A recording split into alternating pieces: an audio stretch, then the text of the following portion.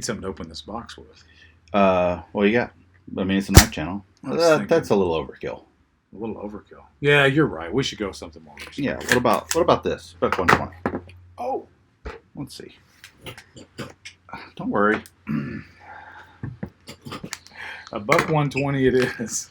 So on today's video, we are reviewing the Toor Knives Serpent direct from Toor. Thank you, Toor. Yeah. I appreciate your partnership. This is really cool. As always, guys, like, subscribe, ding the bell, so you're notified every time we drop a new video, such as knife reviews. Yes. So, I'm Greg. I'm Josh. And this is the Toor Serpent. Now, you saw us crack the plastic, the cellophane. We didn't re-cellophane it. No. So I don't even know how to do that. For the first time ever on the channel, we have actually opened an unboxing legitimately. So this is your very first legitimate unboxing. But we tell you every time that we've already looked at it. So. Yeah. But this time we didn't. And here it is. In classic Toor fashion, they always present their knives really well. Magnetic box, pops open. And plus, they have a hard time giving us a knife to review because they sell so much that they were like, okay, I got to see where production is. I mean, it's literally a thing. They are on fire, Toor is. And for very good reason. I'm excited to see this. Yeah, and so, it gives you some information about the knife, Serpent and all that. We'll show you guys all that. You get your Toor Knives cloth, which we're familiar with. We've done some other Toor Knives reviews. Really great. I use mine all the time. It stays in the box of my knife case, in the top of the box that's my knife case. Whatever. Cool Toor Knife sticker. Little information card about warranty, which, that's important. And a message from the founder. And then in the bottom here, some frog lube. Cool. Which is always a really cool thing that they add. And then here we have the knife. Classic sheath, just like the Krypteia had. And here it is. The Toor Knives Serpent. Wow, it's more thin in hand than I expected it to be. Yeah. Interesting. Tanto blade. Let's see here. MSRP is $275. This is the Shadow Black version.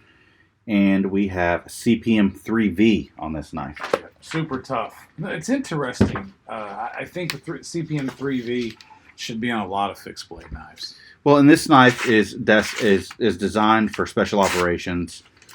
This is a knife that is 100% singular purpose. It's made for war zones, essentially. Yeah. It's a very thick edge. So, just like the Krypteia was. Yeah, you have to understand the purpose of a knife before you just say, "Oh, it doesn't even cut paper." It does. It is not. But that's not what it's razor made for. Sharp, thin edge. This is not an EDC knife. This is a tactical edge. This edge is sharp enough to continue doing what it does, and it is a wedge. It's also a chunk. And I haven't done any practice with a ring knife, so I'm not going to flip it on camera and impale myself. That's smart. But let's talk about what we like. Wow, that is grippy. It is very grippy, and it's reminiscent to its name. It's kind of snakeskin-like. Yeah. I guess, with the ring knife, I've never been married to a ring knife. I'm certainly not married to the design. It's not my favorite idea or design. I think that my concern would be it'd be clumsy getting into. This is a knife that I think you want to have a system with, which is a great idea. It is grippy. Look at the finish on that. One of the things they do so well is their finish. Yeah. Like this is it feels almost like a black oxide, that old school, rough, non-metallic finish. No matter how you hold it, this is a dagger. You know what I mean? Yeah. Not a dagger shape, it's tanto. But I mean, it's a dagger in function. Which adds to the dagger function, though. A tanto's got such a strong tip. Yes, and it is a very strong tip. And 3V is a very tough steel, one of the toughest you can get. And in my, I don't want to say research because I haven't been researching it, but the times that I've seen it, and guys that I follow who carried it, and a guy I know who's carried it, they always wear it on their shoulder like this. Obviously in the sheath. On kit, and I think that ring helps yank it. That makes sense. Because like the Krypteia, I would assume this is the same way. It's a very tight sheath. Yeah. Which is good because you don't want it to fall out. Retention. And even if you didn't carry it like that, you carried it on your belt like this or like this, that loop's going to help. That's a fact. You're going to be able to pull it out. It has its purpose. And you pair it with gloves. It's just a system of purpose. Right. This is a knife that you want to have your system with. That's, if you haven't seen our Scream knife video, check it out over here. That was his wounded dog version of a knife reeking. They can't see it when I hold it because I'm wearing black. Oh, that's true. Which is a testament to the finish because it is matte. It's matte not black. Reflective at all. I really, really like it. You can remove the handles, the scales if you wanted to. The finished work is excellent on this knife. It's a great collector's item as well. It certainly is it'd be a great backpack knife. It's not so big you couldn't do that to put it in your gear. And so long as you know what you're dealing with on the ring, even if you didn't grab it by the ring, right? It's not the end of the world either. No. And again, guys, this is a singular purpose knife. It's not knife. intended to be... Same thing with the Cryptia. I don't think... Well, they do now because I've seen it. I've seen them advertise it. But they make, if you want an EDC knife, they got a knife for that. But this isn't that. I think this also goes in the vein of that butterfly knife culture where you get to flip it. It's the merchant blade shape, just bigger. That's a fact. It's the merchant tanto blade shape, just bigger. Yep. So let's jump into it. Ergos. So Ergos, because I'm not a ring guy, the Ergos for me are probably going to be, I would say a 6 out of 10 because I don't do the ring thing. Like that's me. The ring on the knife is this. Like I said, it's systematic. So for me, it's an instant hot spot. It's an instant kind of odd grab. Now, it's the nature of a ring knife. Just understand, this is my opinion. Your mileage will vary, of course. If you want a ring knife, I would say this is the coolest ring knife I've ever seen. Yeah. Without a doubt. For me, the scales with the jimping, their jimping is spot on. It's very good. And, especially if you were to wear this with gloves. I can see what you're saying about the ring. It is a little awkward, especially if you're not used to it. But it's not the end of the world for me. It's a purpose knife, right? Purpose-driven. Purpose-driven is always going to, like anything in life that's purpose-driven, is going to really be polarizing. Yep. And comparing any strong features polarizing. Comparing it to my Cryptia, it's not as good as my Cryptia, I don't think. I'm going to go 7 out of 10. But again, you got to know what you're getting. If you like the whole karambit ring thing, this is right up your alley. Yeah. Tactical.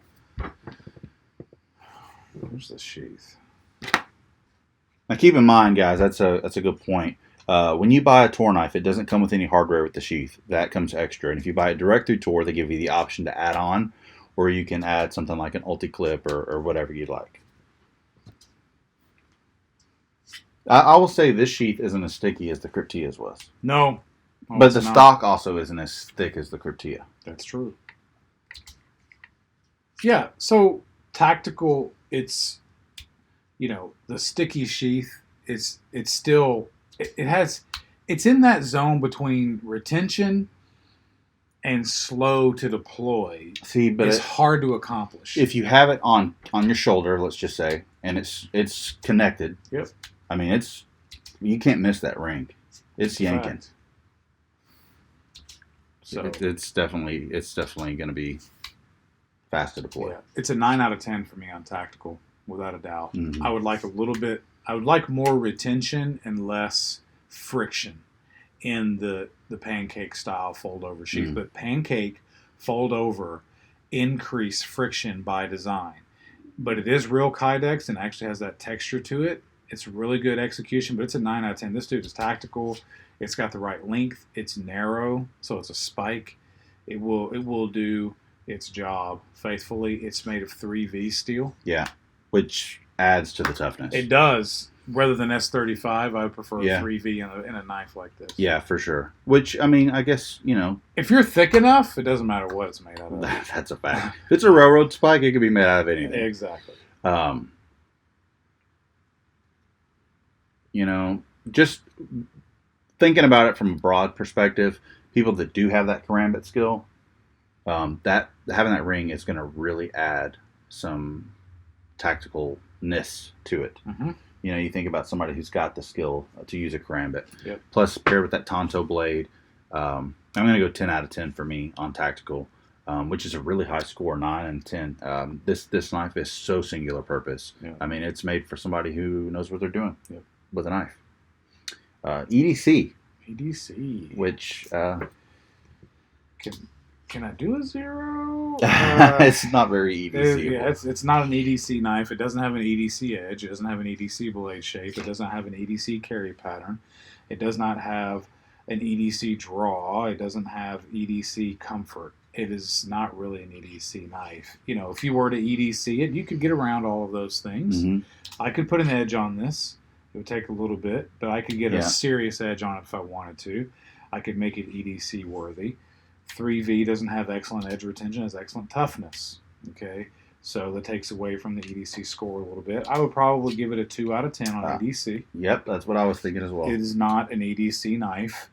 You could EDC it for your you know, it's one of those needs, things. It's like, but not for the purpose of normal civilian life EDC. It's better than nothing, right? Oh yeah, but you wouldn't carry this like, oh hey, let me go to the grocery store or the gym and let's.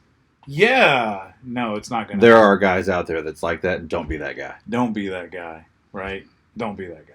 But yeah, that's not an EDC knife. No. And if you had to EDC something like that, God bless you, and I hope you stay safe. Yeah. Because that's what it's for. Yeah. Yeah. Yeah. Completely agree. 2 out of 10. Yeah. Now, cool factor. Cool factor. Man, it's cool. Yeah, it is cool. It is cool. It's an 8 out of 10 for me on cool because of the finish work. Mm-hmm. The finish work with Toor knives is something to be appreciated. The little details matter. The more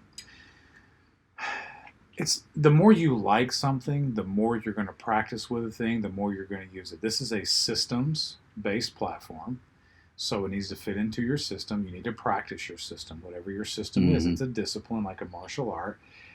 EDC is like a martial art. And so for this, I think it's very cool. Look, they do the Toor stamping just like they should. USA on the back. It's got a little serial number. Just the little diamond pattern.